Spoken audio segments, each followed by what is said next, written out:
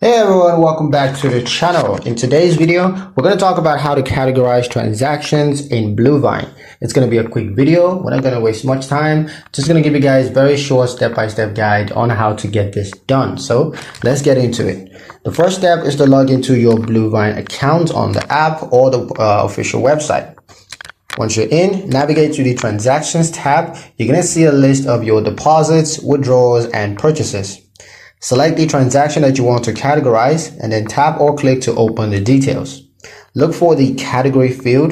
Bluevine may auto assign common categories like utilities, supplies, or travels, but you can of course change that if you want. Just choose the appropriate category from the drop-down menu or the list provided.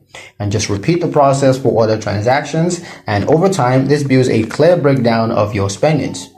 Review categorized transactions in your report. This helps to track expenses, to manage budgets, and to simplify tax preparations. That's pretty much it for the video, guys. Hope you liked it. Hope you found the information here useful enough. If you did, like, share, and subscribe for more helpful tutorials. Thank you guys for watching, and I'll see you in the next one.